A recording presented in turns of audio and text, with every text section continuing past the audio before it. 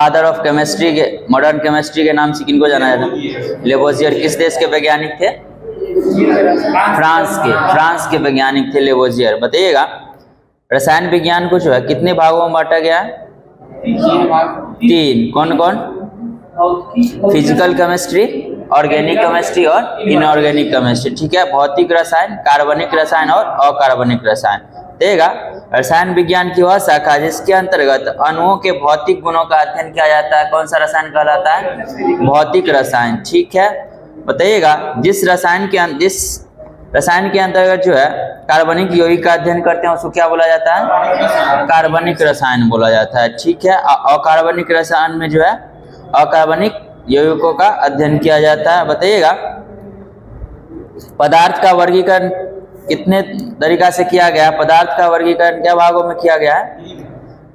मतलब 2 तरीका से, एक भौतिक वर्गीकरण, एक रासायनिक। भौतिक वर्गीकरण में कौन कौन सा अवस्था है पदार्थ का? ठीक है, और रासायनिक वर्गीकरण में शुद्ध और मिश्रण। ठीक है, शुद्ध के अंतर्गत कौन कौन हो जाएगा?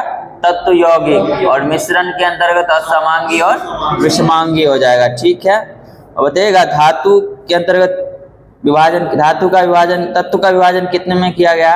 तत्व का विभाजन जो है किस किस में किया गया? धातु, अधातु और उपधातु हो जाएगा। ठीक है, बताइएगा भौतिक अवस्था के आधार पर पदार्थों का वर्गीकरण जो 3 अवस्था है वो कौन कौन सा है?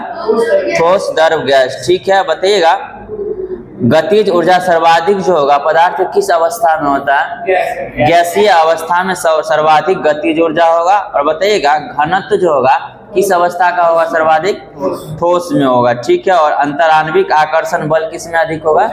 ठोस में ही होगा। ठीक है, अंतराण्विक स्थान जो होता है वो किस में ज्यादा होगा? गैस में होगा। ठीक है, और प्रत्यास्था का गुण सबसे अधिक किस में होगा? ठोस में होगा। ठीक है, और संसंजक बल जो है किस में होगा? सर्वाधिक ठोस में ही होगा। ठीक है, और विसरण का गुण सर्वाधिक किस में होगा? गैस में। उसके बाद द्रव में, सबसे कम ठोस में हो जाएगा। और संपीड्यता का गुण जो है सबसे कम किस में होगा? ठोस में सबसे कम, उससे ज्यादा गैस में, द्रव में, और सबसे ज्यादा गैस में। संपीड्यता का गुण सबसे ज्यादा जो है गैसीय पदार्थ में पाया जाता है। बताइएगा पदार्थ की जो है अभी वर्तमान में कितने अवस्था का पता लगाया जा चुका है? 5 है। ठीक है, कौन कौन सा है? ठीक है, ठोस, द्रव, गैस, प्लाज्मा अवस्था और बोस आइंस्टाइन कंडेंसेट। 5वां है अवस्था। ये बताइएगा प्लाज्मा अवस्था की जो आकृति आयतन निश्चित होती है या नहीं? इसका भी नहीं होता। आकृति और आयतन प्लाज्मा अवस्था का निश्चित नहीं होता। बताइए प्लाज्मा की पहचान किनके द्वारा किया गया था? William crooks. ठीक है, कब किया गया था? 1879 में विलियम क्रूक्स के द्वारा 1879 में किया गया था। और प्लाज्मा इसका नाम किसके द्वारा दिया गया था? ठीक है, इरविन लैगम्यूर के द्वारा प्लाज्मा नाम दिया गया था। बताइएगा फ्लोरोसेंट ट्यूब जो होता है या नियॉन बल्ब में होता है उसमें क्या भरा हुआ रहता है? ठीक है, प्लाज्मा के कारण वो जो है चमकदार होता है। बताइएगा सूर्य और तारों का उष्मा जो होता है किसके कारण होता है? प्लाज्मा के कारण ही होता है। पदार्थ की जो है 5वीं अवस्था कौन सी है? Bose Einstein condensate. ठीक है, बताइएगा पदार्थों में जो होने वाला परिवर्तन होता है कितने प्रकार का होता है? 2। कौन कौन? भौतिक परिवर्तन और रासायनिक परिवर्तन। ठीक है, बताइएगा कौन सा परिवर्तन होता है जो उत्क्रमणीय होता है, यानी कि पुनः प्राप्त किया जा सकता है? भौतिक परिवर्तन को जो है उत्क्रमणीय प्रक्रिया बोला जाता है। बताइएगा किस परिवर्तन में जो है कोई भी पदार्थ परिवर्तित होने के बाद पुनः जो अपनी पूर्ववर्ती अवस्था में आ सकता है? भौतिक परिवर्तन। ठीक है, भौतिक परिवर्तन। बताइएगा रासायनिक परिवर्तन होता है किस प्रकार का होता है? अनुत्क्रमणीय हो जाएगा। इसमें जो है किसी पदार्थ का निर्माण हो गया उससे जो है पुनः पदार्थ का, ठीक है, उस अवस्था में वो प्राप्त नहीं कर सकते, हो जाएगा रासायनिक परिवर्तन। बताइएगा CO2 से सूखी बर्फ का बनना किस प्रकार के परिवर्तन का उदाहरण है? भौतिक परिवर्तन हो जाएगा। ठीक है, और मोम का पिघलना भौतिक, और मोम का जलना रासायनिक। मोम का जलना रासायनिक और मोम का पिघलना भौतिक परिवर्तन। और पानी का वाष्प बनना भौतिक परिवर्तन, ठीक है। लोहे पर जंग लगना, रासायनिक परिवर्तन। और किस प्रकार का अभिक्रिया है? ऑक्सीकरण, ऑक्सीकरण अभिक्रिया है। और कपूर का जलना किस प्रकार का परिवर्तन है? कपूर का जलना जो है एक प्रकार का भौतिक परिवर्तन है। बताइएगा रेत का पानी में विलयन, ठीक है। भौतिक पर रेत का पानी में विलयन, क्या मोम को? कपूर का जलना, जलना पूछे, कपूर का जलना जो हो जाएगा भौतिक परिवर्तन। ऐसे इसमें गलत लग रहा है। कपूर का जलना जो हो जाएगा रासायनिक परिवर्तन। हो कपूर जलता है तो अवशेष उसमें कोई, देख लीजिएगा इसमें कंफ्यूजन। बताइएगा लोहे का चुंबकीयकरण जो है किस प्रकार का परिवर्तन है? लोहे का चुंबकीयकरण भौतिक परिवर्तन का उदाहरण है। बताइएगा अगरबत्ती का जलना रासायनिक परिवर्तन हो जाएगा, ठीक है। मोमबत्ती का जलना ये भी रासायनिक परिवर्तन का ही उदाहरण है। मक्खन का खट्टा होना रासायनिक परिवर्तन, ठीक है। सोडियम को पानी में डालना ये भी रासायनिक परिवर्तन ही है, ठीक है। और प्लेटिनम का तार का जलना रासायनिक परिवर्तन के ही उदाहरण है। बताइएगा मोमबत्ती के जलने पर जो है दोनों प्रकार का परिवर्तन दिखाई देता है, भौतिक और रासायनिक। जलने पर जो पिघलेगा वो होगा भौतिक परिवर्तन और जलता हो जाएगा रासायनिक परिवर्तन। बताइएगा चपाती का बेलना किस प्रकार का परिवर्तन होगा? जब बेलते हैं ना, चपाती को बेलते हैं वो भौतिक परिवर्तन, और चपाती को सेकते हैं वो हो जाएगा रासायनिक परिवर्तन, ठीक है। बताइएगा भौतिक अवस्था में परिवर्तन किस प्रकार से लाया जा सकता है? ऊर्जा को देकर या ऊर्जा को निकालकर भौतिक अवस्था में परिवर्तन लाया जा सकता है। बताइएगा लोहे पर जंग लगना किस प्रकार का परिवर्तन है? रासायनिक परिवर्तन है, अभिक्रिया हो जाएगा ऑक्सीकरण। तो लोहे का जंग के लिए क्या क्या आवश्यकता उपस्थिति, किसकी उपस्थिति आवश्यक है? ऑक्सीजन और जलवाष्प का होना आवश्यक है, ठीक है। जंग लगने पर जो लोहा का आयु पर क्या प्रभाव पड़ता है? आयु कम जाता है और वजन बढ़ जाता है, ठीक है। तो लोहे को जो है जंग से बचाने के लिए किसका लेपन किया जाता है? जस्ता का लेपन किया जाता है, जिसको जस्तीकरण कहा जाता है। बताइएगा किस प्रकार के द्रव में जो है लोहा का कील अपना चमक खो देता है? शीतल पे सॉफ्ट ड्रिंक होता है उसमें जो है लोहे की कील अपना चमक खो देता है। तो गैल्वेनाइजेशन से किसे बचाया जा सकता है? लोहे को संक्षरण से बचाया जा सकता है, ठीक है। बताइएगा लकड़ी को कीड़े मकोड़ों से बचाने के लिए किसका लेपन किया जाता है? जिंक क्लोराइड का लेपन किया जाता है, ठीक है। बताइएगा धान में एक रोग होता है जस्ता की कमी से, कौन सा हुआ? ठीक है खैरा रोग है, जस्ता की कमी के कारण होता है। बताइएगा रासायनिक संगठन के आधार पर जो है द्रव्यों को मुख्यतः 3 प्रकार से वर्गीकृत किया गया है। कौन कौन सा है? तत्व, यौगिक और मिश्रण है। तत्व क्या होता है? एक प्रकार का शुद्ध पदार्थ होता है। यौगिक भी शुद्ध पदार्थ होता है और अशुद्ध पदार्थ होता है मिश्रण। मिश्रण के अंतर्गत कौन कौन प्रकार का मिश्रण होता है? समांगी मिश्रण और विषमांगी मिश्रण, ठीक है। बताइएगा कौन वैज्ञानिक थे जिन्होंने सर्वप्रथम 1661 ईस्वी में तत्व शब्द का प्रयोग किए थे? Robert boil. रॉबर्ट बॉयल के द्वारा 1661 ईस्वी में सर्वप्रथम तत्व शब्द का प्रयोग किया गया था। रॉबर्ट बॉयल के द्वारा 1661 ईस्वी में। बताइएगा तत्व की परिभाषा सर्वप्रथम किनके द्वारा दिया गया था? जो आधुनिक रसायन विज्ञान के जनक हैं उन्हीं के द्वारा, ठीक है। एंटोनी लॉरेंट लेवोजियर के द्वारा जो है तत्व की सर्वप्रथम परिभाषा दी गई थी। बताइएगा तत्व का सूक्ष्मतम कण क्या कहलाता है? परमाणु कहलाता है। अभी तक जो है प्रकृति में अभी तक जो है कितने तत्व ज्ञात हैं? 118 हैं, ठीक है 118 हैं। खोजा गया अंतिम तत्व कौन सा है? अणुसेप्टियम। खोजा गया अंतिम तत्व जो है अणुसेप्टियम है।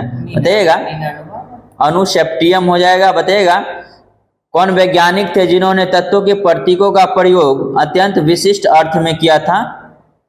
डाल्टन, जो गोला ओला घेरा वाला नहीं जो, ठीक है, डाल्टन के द्वारा दिया गया था। सर्वप्रथम जो है तत्व के प्रतीकों का प्रयोग सर्वप्रथम डाल्टन के द्वारा दिया गया था। बताइएगा तत्व के प्रतीक का सुझाव जो है सर्वप्रथम किसके द्वारा दिया गया था? बर्जेलियस के द्वारा दिया गया था, सुझाव दिया गया था बर्जेलियस के द्वारा। बताइएगा तत्व का वर्गीकरण किसमें किया गया है? धातु, अधातु और उपधातु में। बताइएगा भूपर्पटी में जो है सर्वाधिक मात्रा में कौन सा तत्व पाया जाता है? ऑक्सीजन हो जाएगा। ब्रह्मांड में सर्वाधिक मात्रा में पाया जाएगा तो हाइड्रोजन हो जाएगा। भूपर्पटी पर सर्वाधिक मात्रा में पाया जाने वाला तत्व कौन सा होगा? ऑक्सीजन। उसके बाद सिलिकॉन हो जाएगा, और उसके बाद एल्युमिनियम, उसके बाद लोहा। ऑक्सीजन, सिलिकॉन, एल्युमिनियम और लोहा ये तत्व का क्रम है। और भूपर्पटी पर पाए जाने वाला धातु का क्रम में बताएगा सबसे अधिक धातु एल्युमिनियम, उसके बाद लोहा, ठीक है, उसके बाद कैल्शियम, उसके बाद सोडियम। याद रखिएगा अगर तत्व में पूछे तो प्रथम स्थान पर ऑक्सीजन, दूसरा स्थान पर सिलिकॉन, तीसरा स्थान पर एल्युमिनियम और चौथा स्थान पर लोहा। अगर धातु पूछे तो एल्युमिनियम प्रथम स्थान पर, लोहा दूसरा स्थान पर, कैल्शियम तीसरा स्थान पर हो जाएगा। तो जीवित मानव शरीर में सबसे कम मात्रा में पाए जाने वाला तत्व कौन सा होता है? मैग्नीज होता है। मैग्नीज का परमाणु क्रमांक क्या होता है? 25 होता है, 25 होता है, ठीक है। और वायुमंडल में सर्वाधिक मात्रा में कौन सा गैस पाया जाता है? नाइट्रोजन पाया जाता है। दूसरा स्थान पर ऑक्सीजन रहता है, कितना परसेंट? 21%। तीसरा स्थान पर आर्गन हो जाएगा 0.93%। तीसरा स्थान पर आर्गन 0.93% पाया जाता है। बताइएगा ब्रह्मांड में सर्वाधिक मात्रा में पाया जाने वाला तत्व कौन सा हो जाएगा? हाइड्रोजन हो जाएगा, ठीक है, हाइड्रोजन हो जाएगा। देखा यौगिक के सूक्ष्मतम कण को क्या कहा जाता है? अणु कहा जाता है। और तत्व के सूक्ष्मतम कण को परमाणु कहा जाता है, ठीक है। देखा अणु के कितने प्रकार होते हैं? सम अणु एवं विषम अणु, दो प्रकार के होते हैं। सम अणु हो गए जैसे oxygen O2, hydrogen H2, chlorine C2, Cl2, ये सब जो हो जाएगा सम अणु के उदाहरण होंगे। और विषम अणु के उदाहरण हो जाएंगे जल H2O, CO2, सब विषम अणु के उदाहरण है। बताइएगा किसी तत्व अथवा यौगिक के अणु के निर्माण में प्रयुक्त होने वाले परमाणुओं की संख्या अथवा यौगिकों की उसका क्या कहलाता है? परमाणुकता कहलाता है, ठीक है। बताइएगा आर्गन जो है कौन सा परमाणुकता दर्शाएगा? एकल दर्शाएगा। आर्गन जितना अक्रिय गैस हो जाएगा एकल परमाणुकता दिखाता है। आर्गन का एटॉमिक नंबर कितना होता है? 18 होता है। हीलियम का 2 हो जाएगा, ठीक है। लोहा का 26। लोहा कैसा परमाणुकता दर्शाएगा? एकल ही दर्शाता है। लोहा एकल ही दर्शाता। हाइड्रोजन द्विक परमाणुकता दर्शाता है। और जल में कितने परमाणु हैं? 3 हो जाएगा ना, H2O 3, ठीक है, ठीक है। बताइएगा मानव शरीर में जो है यौगिक की उपस्थिति के आधार पर बताइएगा सबसे अधिक कौन सा यौगिक पाया जाता है? मानव शरीर में सबसे ज्यादा ऑटोमेटिक जल हो जाएगा सबसे ज्यादा, उसके बाद प्रोटीन हो जाएगा, उसके बाद वसा हो जाएगा, उसके बाद कार्बोहाइड्रेट हो जाएगा। मनुष्य के शरीर में सर्वाधिक मात्रा में पाए जाने वाला यौगिक जो है जल होता है, उसके बाद प्रोटीन होता है, उसके बाद वसा, उसके बाद कार्बोहाइड्रेट होता है। बताइएगा हाइड्रोजन को ऑक्सीजन की उपस्थिति में जलाने पर किसका निर्माण होता है? जल का निर्माण होता है, ठीक है। जल का क्वथनांक केल्विन में कितना होता है? 373 केल्विन। रोमर में 80 रोमर 373 केल्विन। और फ़ारेनहाइट में 212 फ़ारेनहाइट। और डिग्री सी में 100 डिग्री सी, ठीक है। जल का हिमांक जो है कितना केल्विन होता है? 273 केल्विन। और जल का हिमांक कितना डिग्री रोमर होता है? 0 डिग्री रोमर। और सेल्सियस में भी 0 डिग्री हो जाएगा। और फ़ारेनहाइट में जल का हिमांक 32 डिग्री फ़ारेनहाइट होता है, ठीक है। मिश्रण कितने प्रकार के होते हैं? 2, समांगी और विषमांगी। बताइएगा किस प्रकार का मिश्रण जो है टिंडल प्रभाव को दर्शाता है? विषमांगी मिश्रण। विषमांगी मिश्रण होगा वही केवल टिंडल प्रभाव को दर्शाएगा। बताइएगा किसी विलयन को धीरे धीरे ठंडा करके ठोस अवस्था में बदलने की प्रक्रिया को क्या कहा जाता है? मतलब ठंडा करके उसको ठोस में बदलने की प्रक्रिया रवाकरण कहा जाता है, क्रिस्टलाइजेशन कहा जाता है उसको। बताइएगा अकार्बनिक पदार्थों के मिश्रणों के अवयवों या संगठनों को पृथक करने के लिए किस विधि का प्रयोग किया जाता है? यही रवाकरण विधि का प्रयोग किया जाता है। ठोस अकार्बनिक पदार्थों के मिश्रण के अवयवों या संगठन को पृथक करने के लिए जो है रवाकरण विधि का प्रयोग किया जाता है। बताइएगा, समुद्री जल का शुद्धिकरण किस विधि से द्वारा किया जाता है? आसवन विधि, ठीक है, डिस्टिलेशन मेथड द्वारा किया जाता है। बताइएगा, वह प्रक्रम कौन सा है जिसमें सभी प्रकार के शुद्ध जल मिलता है? आसवन ही हो जाएगा, आसवन हो जाएगा। बताइएगा, मिश्रण को जिनके संगठन के क्वथनांक से कम जिसमें क्वथनांक में जो है कम का अंतर रहता है उसको पृथक करने के लिए किस विधि का प्रयोग किया जाता है? जिसके क्वथनांक में जो है बहुत कम का अंतर रहता है उसको पृथक करने के लिए किस विधि का प्रयोग किया जाता है? हो जाएगा प्रभाजी आसवन का प्रयोग किया जाता है। बताइएगा, पेट्रोलियम जैसे हो गया, इसका एग्जाम्पल पेट्रोलियम का अलग करना, डीजल और पेट्रोलियम केरोसिन डीजल को जो है इसी विधि द्वारा अलग किया जाता है, प्रभाजी आसवन के द्वारा किया जाता है। बताइएगा, जिन पदार्थों का क्वथनांक के बीच जो है 25 डिग्री से कम का अंतर होता है उसको किस विधि द्वारा अलग किया जाता है? यही प्रभाजी आसवन। जिसके क्वथनांक के बीच का अंतर जो है 25 डिग्री से कम का होगा उसको जो है प्रभाजी आसवन विधि द्वारा अलग किया जाता है। जैसे पेट्रोलियम, डीजल, केरोसिन जो हो गया इसको प्रभाजी आसवन विधि के द्वारा अलग किया जाता है। बताइएगा, कार्बनिक पदार्थों का शुद्धिकरण किस विधि द्वारा किया जाता है? जल में अविलय होते हैं उसको भाप आसवन, सही हो जाएगा, भाप आसवन द्वारा किया जाएगा। जैसे मेथिल अल्कोहल, एसीटोन एवं एथिल अल्कोहल, इस सब का जो है वर्गीकरण किया जाएगा भाप आसवन विधि द्वारा किया जाता है इसका शुद्धिकरण। बताइएगा, पानी को साफ करने के लिए जो है किस विधि का प्रयोग किया जाता है? फिल्टर नहीं करते हैं, फिल्ट्रेशन विधि, निष्पंदन विधि जिसको बोलते हैं। इसमें जो फिल्ट्रेशन प्लांट में जो पानी को साफ किया जाता है उसमें किस का प्रयोग किया जाता है? रेत रहता है, महीन बजरी, उसके बाद मध्य, पहले रेत उसके बाद महीन बजरी उसके बाद मध्य बजरी, इसी क्रम में रहता है। बताइएगा, वह प्रक्रिया जिसमें जो है नमकीन पानी से खनिज पदार्थ को अलग करके मीठा पानी बनाया जाता है उसको क्या बोलते हैं? उसको बोलते हैं विलवणीकरण, उसको बोलते हैं विलवणीकरण। बताइएगा, वह प्रक्रिया जिसके द्वारा ना खारा पानी को जो है पीने योग्य बनाया जाता है मीठा पानी, उसको कहा जाता है विलवणीकरण बोला जाता है। बताइएगा, दो विभिन्न पदार्थों के कणों का स्वतः ही मिलना क्या कहलाता है? विसरण कहलाएगा। दो विभिन्न पदार्थों के कणों का स्वतः ही मिलना विसरण कहलाता है। बताइएगा, अत्यधिक रिक्त स्थान होने के कारण जो है पदार्थ की किस अवस्था में जो है विसरण सर्वाधिक होता है?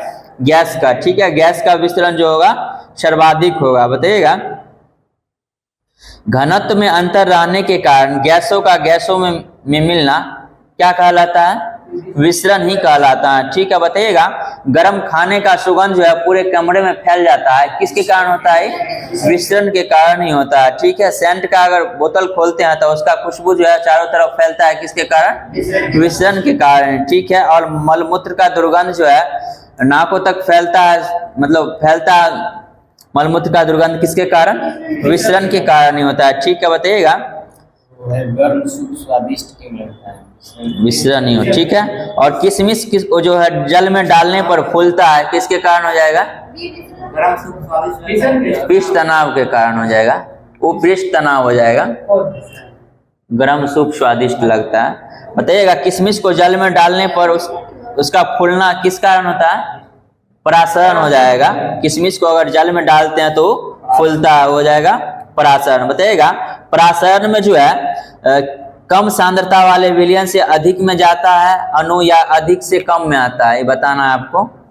अधिक से परासरण जो होगा ना, कम सांद्रता वाले घोल से अधिक सांद्रता वाले में जाता है, उसको परासरण बोलते हैं। जिसका अणु जो है ना, विलायक का अणु कम सांद्रता वाले घोल से अधिक सांद्रता वाले में घोल में जाता है, उसको परासरण बोला जाता है। और जब जो है अधिक सांद्रता वाले से कम में जाता है तो इसको व्युत्क्रम परासरण बोला जाता है, रिवर्स ऑस्मोसिस बोला जाता है। बताइएगा, रिवर्स ऑस्मोसिस द्वारा जो है समुद्र के जल को अशुद्ध जल बनाना ही जो है रिवर्स ऑस्मोसिस के माध्यम से ही होता है। बताइएगा, सूखे पौधे के डंडियों को अनाज से अलग करना, यानी गेहूं आर का जो करते हैं अलग करते हैं, धान को अलग करते हैं, किस माध्यम से, कौन सा विधि रहता है? थ्रेसिंग। ठीक है, थ्रेसिंग हो जाएगा, थ्रेसिंग कहलाता है। बताइएगा अनाज से भूसी को जो अलग करते हैं वो कौन सा विधि होता है? निस्वासन उसको बोला जाता है, निस्वासन बोला जाता है। अनाज से भूसी को अलग करना निस्वासन कहलाता है, और सूखे पौधे की डंडियों से अनाज को अलग करना थ्रेसिंग कहलाता है। बताइएगा मिश्रण के तली में बैठा अवक्षेप को अवसादन तथा ऊपरी भाग को अलग करना क्या कहलाता है? निस्तापन। जो बैठा हुआ अवक्षेप रहेगा उसको अलग करना अवसादन कहलाता है, ऊपरी भाग को अलग करना निस्तापन कहलाता है। बताइएगा रंगों को पृथक करने के लिए किस प्रक्रिया को अपनाया जाता है? क्रोमैटोग्राफी को। रंगों को पृथक करने के लिए क्रोमैटोग्राफी को अपनाया जाता है। बताइएगा लस्सी से वसा की मात्रा को कम करने के लिए कौन सा विधि का प्रयोग किया जाता है?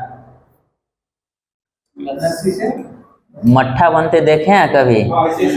ठीक है, मंथन किया जाता है, मंथन विधि उसको बोला जाता है। लस्सी से वसा की मात्रा को कम करने के लिए किस विधि का प्रयोग किया जाता है? मंथन भी हो जाएगा, मंथन हो जाएगा उसका आंसर। बताइएगा मक्खन एवं क्रीम बनाने में मंथन विधि का प्रयोग किया जाता है तथा मक्खन एवं क्रीम से घी जो है किस विधि द्वारा प्राप्त किया जाता है? निस्तापन एवं निष्पंदन, दोनों हो जाएगा, निष्तापन एवं निष्पंदन। बताइएगा पानी एवं कॉपर सल्फेट के विलयन से कॉपर सल्फेट को अलग किया जाता है किस विधि द्वारा? एनसीईआरटी एग्जाम्पलर का। पानी एवं कॉपर सल्फेट के विलयन से कॉपर सल्फेट को अलग किया जाता है किस विधि द्वारा? वाष्पीकरण विधि हो जाएगा। देगा वाष्पन विसरण और गैसों का प्रसार ताप बढ़ने पर क्या होता है? बढ़ जाता है। ठीक है, ताप बढ़ने पर बढ़ जाता है। बताइएगा ठोस का द्रव में बदलना क्या कहलाता है? मेल्टिंग कहलाता है, गलन बोलते हैं। ठीक है, ठोस द्रव में बदलेगा उसको गलन, मेल्टिंग बोला जाता है। बताइएगा द्रव का ठोस में बदलना, यानी द्रव को जो है ठोस में बदलना क्या कहलाता है? फ्रीजिंग कहलाता है, जमना। ठीक है, बताइए गैस का सीधे ठोस के रूप में बदलना डिपोजिशन, डिपोजिशन कहलाता है। और ठीक है, डिपोजिशन हो जाएगा। अब बताइएगा द्रव का वाष्प में बदलना, वाष्प में बदलेगा तो वाष्पीकरण हो जाएगा। ठीक है, और वाष्प का द्रव में बदलना संघनन, वाष्प का द्रव में बदलना संघनन। बताइएगा ठोस से द्रव एवं द्रव से गैस बनता है, किस प्रकार की अभिक्रिया ऊष्माशोषी या ऊष्माक्षेपी में बताना है। जब ठोस से द्रव बनता है, द्रव से गैस बनता है तो ऊष्माशोषी होता है, और गैस से द्रव एवं द्रव से ठोस बनता है वो होता है ऊष्माक्षेपी होता है। ठीक है, बताइएगा वाष्पीकरण एक प्रकार की कैसी प्रक्रिया है? सतह पर होता है, सतही प्रक्रिया होता है। वाष्पीकरण एक सतही प्रक्रिया है। तो जब कोई पदार्थ ठोस से सीधे गैस में बदलता है उसको क्या बोलते हैं? उस प्रक्रिया को उदरपातन या सब्लिमेशन बोलते हैं। सही है, बताइएगा उदरपातन जिस पदार्थ में होता है उसका कुछ एग्जांपल बताइएगा। ठीक है, कपूर, आयोडीन, गंधक, नौसादर, बेंजोइक एसिड, नेप्थलीन, आयोडोफॉर मिश्रण जो है उदरपातन होता है। बताइएगा खाद्य पदार्थों के संरक्षण में जो है किस एसिड का प्रयोग किया जाता है? बेंजोइक एसिड का प्रयोग किया जाता है। बताइएगा समुद्री घास लेमिनेरिया से कौन सा तत्व प्राप्त किया जाता है? आयोडीन प्राप्त किया जाता है। ठीक है, आयोडीन प्राप्त किया जाता है। बताइएगा समुद्र जल के पानी से जो है क्या प्राप्त होता है? सोडियम प्राप्त होता है। ठीक है, सोडियम भी प्राप्त होता है। बताइएगा नमक जो पिघल जाता है किस यौगिक के कारण? वायुमंडल में आने पर जो नमक पिघलता है किसके कारण? वायु के संपर्क में आने पर नमक पिघलता है किसके कारण? मैग्नीशियम के क्लोराइड के कारण, MgCl2 के कारण होता है। बताइएगा किस दाब एवं ताप पर जो है गैस को संघनित किया जा सकता है? दाब उच्च होना चाहिए, ताप निम्न होना चाहिए। दाब उच्च हो जाएगा और ताप निम्न होगा, उसी पर जो है गैस को संघनित किया जा सकता है। बताइएगा नाइट्रोजन का भार ज्यादा होगा कि हीलियम का?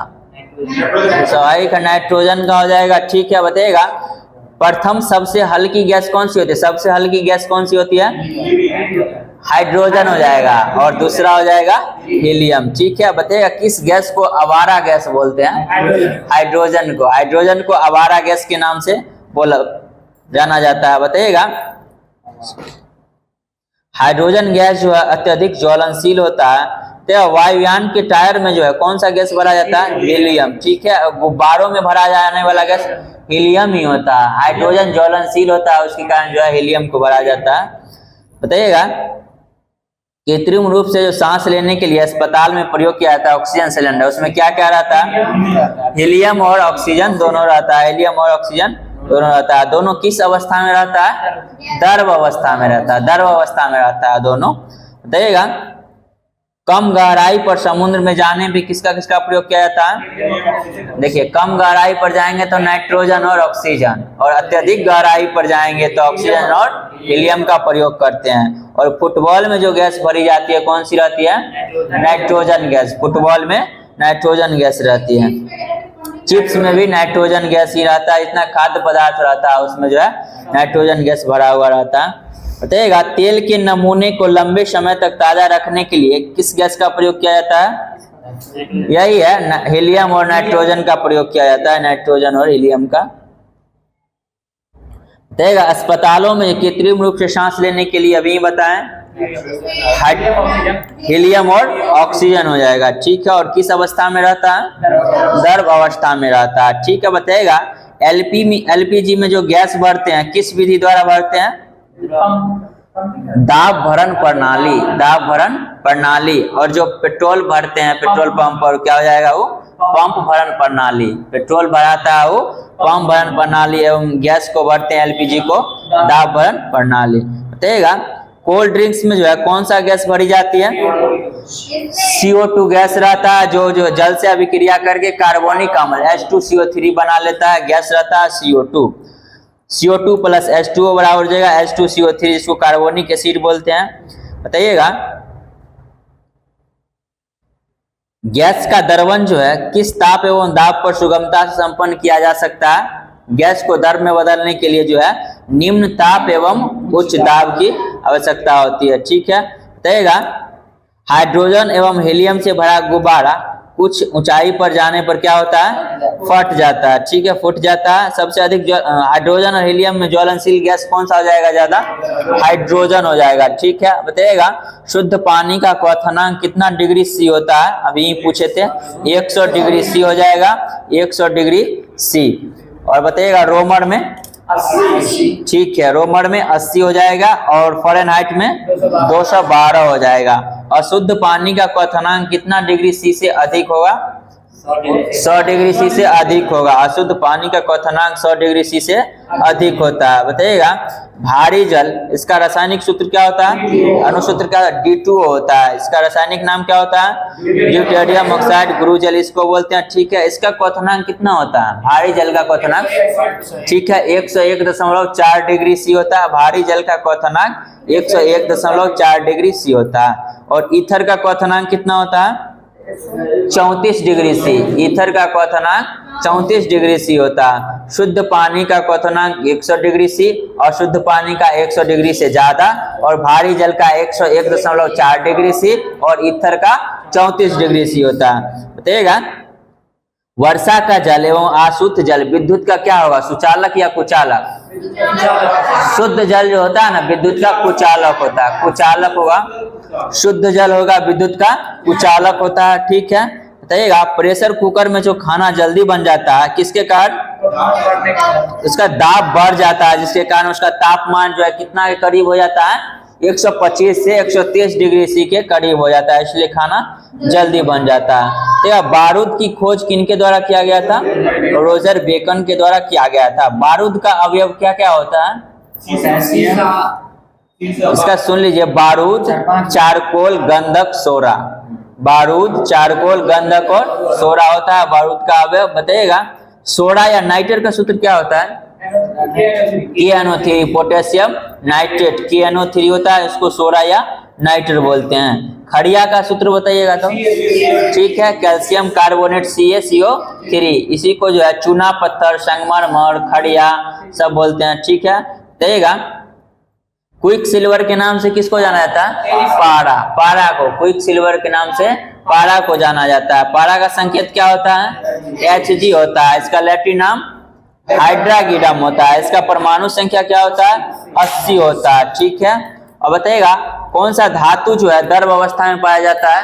यही पारा है। और अधातु बताइएगा जो द्रव अवस्था में, ब्रोमीन। ब्रोमीन का परमाणु संख्या 35 होता है, ब्रोमीन का 35 हो जाता है। ठीक है, बताइएगा मोती का अवयव क्या होता है? मोती जो होता है, ठीक है, कैल्शियम कार्बोनेट ही होता है, कैल्शियम कार्बोनेट। अंडे का जो बाह्य आवरण बना होता है किसका? Calcium carbonate. ठीक है, कैप्सूल पर जो आवरण बना हुआ रहता है किसका? स्टार्च, जिलेटिन या प्रोटीन का भी रहता है। जिलेटिन प्रोटीन रहता है जो जल में क्या होता है? घुलनशील होता है।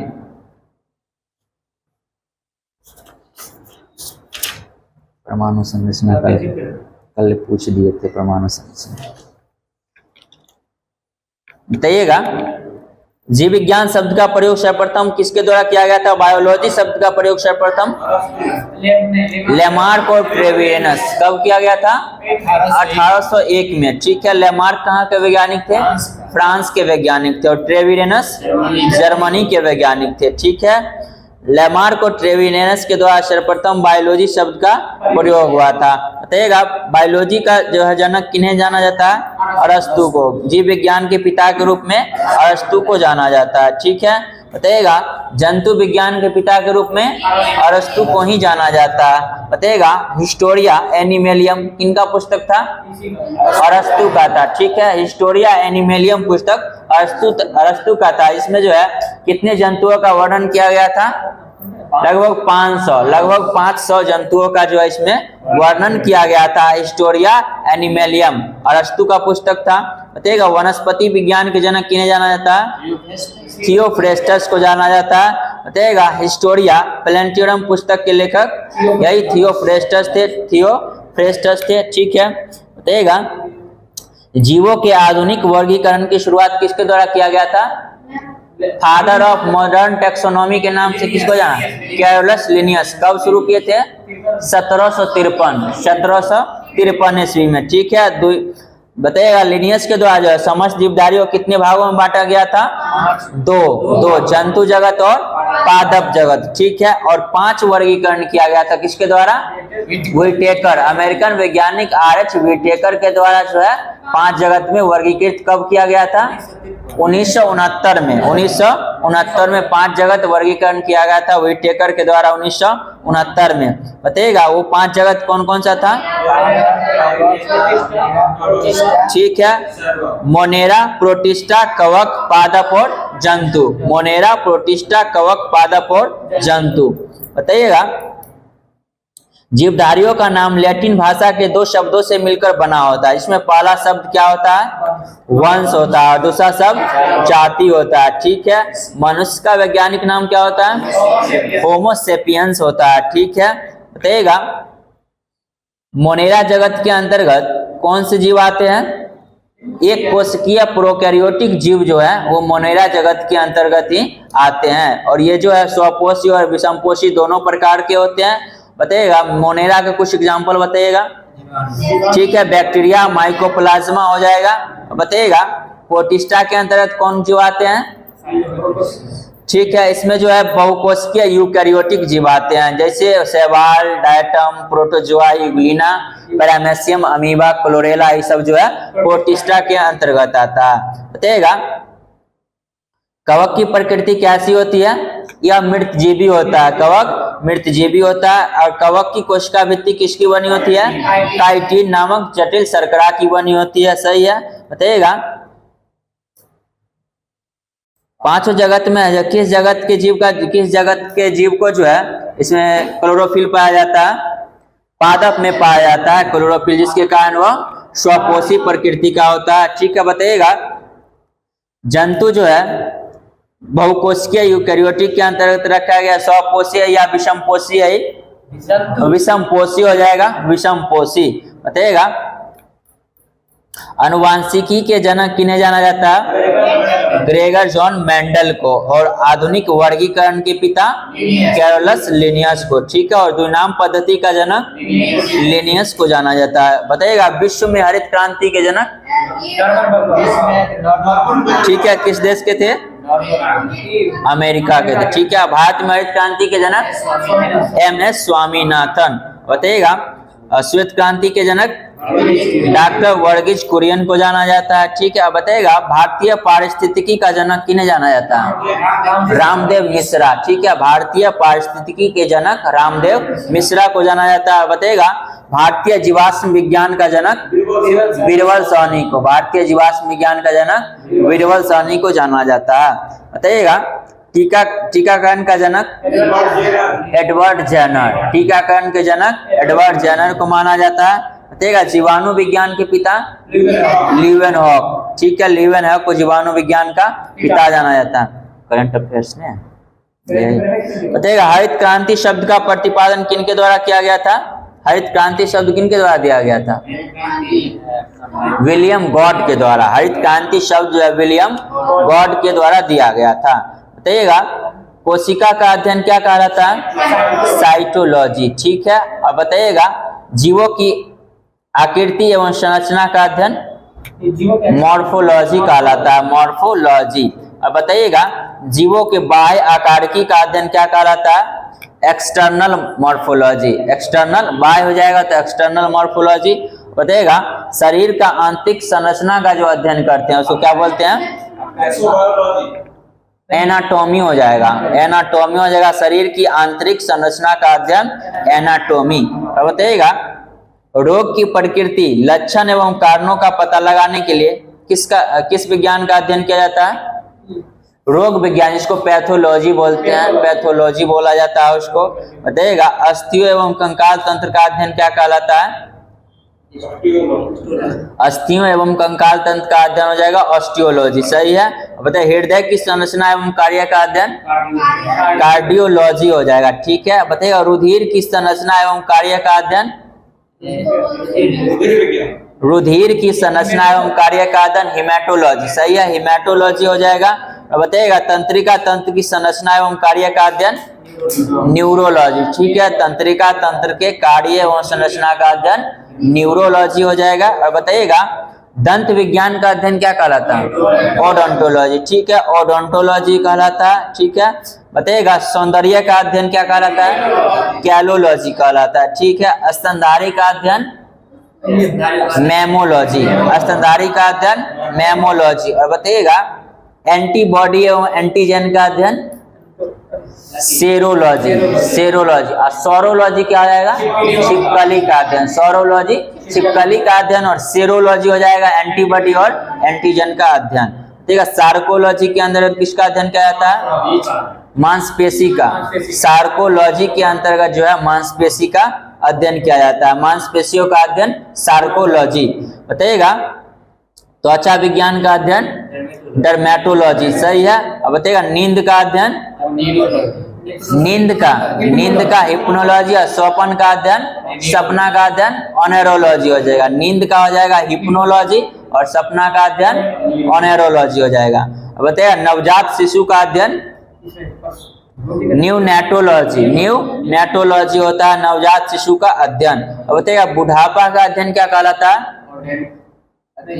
जेरंटोलॉजी। बुढ़ापा का अध्ययन जेरंटोलॉजी होता है। बताइएगा किडनी का अध्ययन नेफ्रोलॉजी, किडनी का अध्ययन नेफ्रोलॉजी। ठीक है, और बताइएगा परजीवियों का अध्ययन परजीविकी या पैरासाइटोलॉजी उसको बोलते हैं, पैरासाइटोलॉजी बोला जाता है परजीवियों का अध्ययन।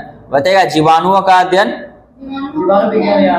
ठीक है, जीवाणु विज्ञान, इंग्लिश में बैक्टीरियोलॉजी। बताइएगा मत्स्य पालन का अध्ययन पीसीकल्चर। ठीक है, मछलियों का अध्ययन इक्थियोलॉजी। ठीक है, मत्स्य पालन का अध्ययन हो जाएगा पीसीकल्चर और मछलियों का अध्ययन इक्थियोलॉजी हो जाएगा। ठीक है, बताइएगा चींटियों का अध्ययन मिर्मिकोलॉजी, चींटियों का अध्ययन मिर्मिकोलॉजी हो जाएगा। अब बताइएगा छिपकलियों का अध्ययन सौरोलॉजी, एंटीजन एंटीबॉडी का अध्ययन सेरोलॉजी, सार्कोलॉजी हो जाएगा मांसपेशियों का अध्ययन।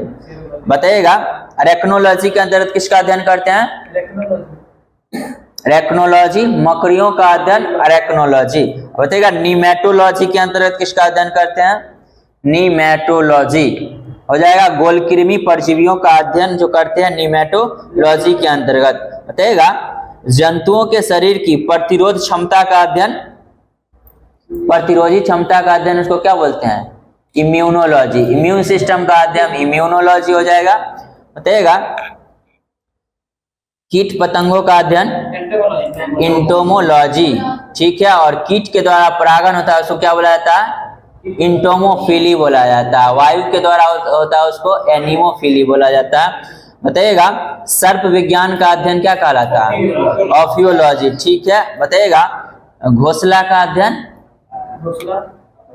नीडोलॉजी, नीडोलॉजी के अंतर्गत घोंसला का अध्ययन करते हैं नीडोलॉजी। बताइएगा जंतुओं के व्यवहार का अध्ययन, जंतु के व्यवहार का अध्ययन इथोलॉजी, जंतु के व्यवहार का अध्ययन इथोलॉजी। बताइएगा केचुआ पालन का अध्ययन वर्मी कल्चर हो जाएगा, ठीक है। और जलीय जीव का पालन एक्वा कल्चर हो जाएगा। बताइएगा विषैले पदार्थों का अध्ययन, ठीक है, टॉक्सिकोलॉजी, विषैले पदार्थों का अध्ययन टॉक्सिकोलॉजी। बताइएगा मधुमक्खियों के पालन का अध्ययन एपीकल्चर, मधुमक्खियों के पालन का अध्ययन एपीकल्चर। और मछली पालन का अध्ययन पीसीकल्चर, और मछली का अध्ययन इक्थियोलॉजी। बताइएगा खेतों में उगाई जाने वाली फसलों एवं मिट्टियों का अध्ययन एग्रोनॉमी बोलते हैं इसको, सस्य चिकित्सा सस्य विज्ञान या एग्रोनॉमी। बताइएगा मोती पालन का अध्ययन क्या कहलाता है? मोती को इंग्लिश में क्या बोलते हैं? पियर्ल बोलते हैं, पियर्ल कल्चर हो जाएगा, पियर्ल कल्चर। मोती पालन का अध्ययन पियर्ल कल्चर हो जाएगा। बताइएगा जीवों की विभिन्न प्रकार के उत्तकों का अध्ययन हिस्टोलॉजी, ठीक है, हिस्टोलॉजी। और कोशिका का अध्ययन साइटोलॉजी, ठीक है। बताइएगा जीवों एवं वातावरण के बीच संबंध का अध्ययन पारिस्थितिकी, ठीक है, इकोलॉजी, इकोलॉजी के अंतर्गत जो है जीवों एवं वातावरण के बीच संबंधों का अध्ययन करते हैं। तो जैविक क्रियाओं जैसे पाचन, श्वसन, उत्सर्जन एवं प्रजनन आदि का अध्ययन क्या कहलाता है? फिजियोलॉजी कहलाता है, इसको कार्यिकी बोलते हैं। बताइएगा जीवों में पाए जाने वाली समानता, विभिन्नता एवं अनुवांशिकता का अध्ययन क्या कहलाता है? जेनेटिक्स, जेनेटिक्स कहलाता है। जेनेटिक्स शब्द का प्रयोग कौन किए थे? जोहानसेन, जीन का जोहानसेन थे या जेनेटिक्स का वाटसन थे? जेनेटिक्स शब्द का प्रयोग वाटसन और जीन शब्द का प्रयोग जोहानसेन 1909 में किए थे। बताइएगा जीवों का उद्भव एवं विभेदीकरण का अध्ययन क्या कहलाता है? उद विकास, इवोल्यूशन, उसी को इवोल्यूशन बोलते हैं। बताइएगा जीवाश्मों का अध्ययन, जीवाश्म विज्ञान हिंदी में इंग्लिश में पैलियोंटोलॉजी, पैलियोंटोलॉजी बोला जाता है जीवाश्मों का अध्ययन। बताइएगा रेशम के कीड़ों के पालन एवं रेशम निकालने की विधि का अध्ययन सेरीकल्चर, ठीक है। और शहतूत के पत्ते पर रेशम के कीड़े का पालन का अध्ययन क्या हो जाएगा? मोरिकल्चर हो जाएगा, मोरिकल्चर हो जाएगा ही। बताइएगा वृक्षों एवं झाड़ियों का अध्ययन क्या कहलाता है? डेंड्रोलॉजी कहलाता है, वृक्षों एवं झाड़ियों का अध्ययन डेंड्रोलॉजी। अब बताइएगा पुष्पों का अध्ययन, ठीक है, पुष्पों का अध्ययन एंथोलॉजी, पुष्पों का अध्ययन एंथोलॉजी। और जंतु के व्यवहार का अध्ययन इथोलॉजी, जंतु के व्यवहार का अध्ययन इथोलॉजी और पुष्पों का अध्ययन एंथोलॉजी, ठीक है। और फलों का अध्ययन पोमोलॉजी, फलों का अध्ययन पोमोलॉजी, ठीक है। अब बताइएगा सजावटी फूलों के संवर्धन का अध्ययन क्या कहलाता है? फूलों का अध्ययन फ्लोरिकल्चर, मतलब सजावटी फूल जो होगा ना, सजावटी फूल का संवर्धन हो जाएगा फ्लोरिकल्चर। अब पुष्प का अध्ययन जो हो जाएगा वो एंथोलॉजी हो जाएगा। सीधा पुष्प का, सीधा पुष्प कहेगा तो एंथोलॉजी, अगर सजावटी फूल कहेगा तो हो जाएगा फ्लोरिकल्चर, हो जाएगा फ्लोरिकल्चर। बताइएगा उद्यानों का अध्ययन हॉर्टिकल्चर, ठीक है। और सब्जियों का अध्ययन ओलेरिकल्चर, ठीक है। सब्जियों की कृषि का अध्ययन जो हो जाएगा ओलेरिकल्चर। बताइएगा उत्प्रेरक का अध्ययन, उत्प्रेरक का अध्ययन क्या कहलाता है? उत्परिवर्तन का सिद्धांत ह्यूगो डी ब्रिज 1910 में दिया था। यहाँ पूछ रहे हैं उत्प्रेरक का अध्ययन क्या कहलाता है? उत्प्रेरक का अध्ययन कहला जाता है एंजाइमोलॉजी। एंजाइम एक प्रकार का उत्प्रेरक होता है ना, तो एंजाइमोलॉजी याद रखिएगा, उत्प्रेरक का अध्ययन एंजाइमोलॉजी। बताइए मृदाओं का अध्ययन, मिट्टी का अध्ययन क्या कहलाता है? पेडोलॉजी कहलाता है, ठीक है। बताइए मोलस्का और उनकी खोलों का अध्ययन मेलेकोलॉजी या मोलस्का विज्ञान बोलते हैं। बताइएगा ब्रह्मांड का अध्ययन एक्सोबायोलॉजी, ब्रह्मांड का अध्ययन क्या बोलते हैं उसको? एक्सोबायोलॉजी बोला जाता है। बताइएगा घास का अध्ययन क्या कहलाता है? एग्रोएस्ट्रोलॉजी। एग्रोएस्ट्रोलॉजी, घास का अध्ययन एग्रोएस्ट्रोलॉजी कहलाता है। बताइएगा अंगूर की खेती? ठीक है, विटीकल्चर हो जाएगा। अंगूर की खेती विटीकल्चर। बताइएगा वृक्षारोपण, काष्ठीय पेड़ों का संवर्धन क्या कहलाता है? सिल्वीकल्चर बोला जाता है। ठीक है, वृक्षों एवं झाड़ियों का अध्ययन डेंड्रोलॉजी। अब कहीं कहीं से पूछते, बताइएगा कीट विज्ञान का अध्ययन एंटोमोलॉजी बोला जाता है। ठीक है, हृदय की संरचना का अध्ययन कार्डियोलॉजी। ठीक है, बताइएगा नवजात शिशुओं का अध्ययन न्यूनेटोलॉजी हो जाएगा। अब बताइएगा बुढ़ापे का अध्ययन जेरेंटोलॉजी, बहुत अच्छा। और बताइएगा किडनी का अध्ययन नेफ्रोलॉजी, सही है। बताइएगा मकड़ियों का अध्ययन एरेक्नोलॉजी। और स्तनधारियों का अध्ययन मेमोलॉजी। ठीक है, और रोग विज्ञान का अध्ययन पैथोलॉजी हो जाएगा। और बताइएगा जीवों की आकृति एवं संरचना का अध्ययन मॉर्फोलॉजी, जिसको आकारिकी बोलते हैं। ठीक है, उद् विकास का अध्ययन इवोल्यूशन। ठीक है, और पुष्पीय कृषि, सजावटी कृषि का अध्ययन, सजावटी फूलों का संवर्धन फ्लोरिकल्चर हो जाएगा। ठीक है, और मोती पालन का पियर्ल कल्चर। ठीक है, पियर्ल कल्चर हो जाएगा मोती पालन का। छोड़ दें। बताइएगा दूरी क्या होता है? हमेशा धनात्मक होता है। विस्थापन धनात्मक, ऋणात्मक एवं शून्य तीनों हो सकता है। चाल कैसी राशि है? अदिश राशि। चाल बराबर सूत्र क्या होता है? दूरी बट्टा समय। और चाल का ऐसा मात्रक क्या होता है? मीटर पर सेकेंड। ठीक है, अब बताइएगा वेग बराबर सूत्र क्या होता है? विस्थापन बट्टा समय। विस्थापन कैसी राशि है? सदिश राशि है। ठीक है, और समय अदिश राशि है। वेग कैसी राशि हो जाएगी? सदिश राशि। वेग सदिश राशि है। ठीक है, बताइएगा प्रारंभिक वेग को जो है किससे डिनोट किया जाता है? यू से। अंतिम वेग को भी से किया जाता है। त्वरण कैसी राशि है?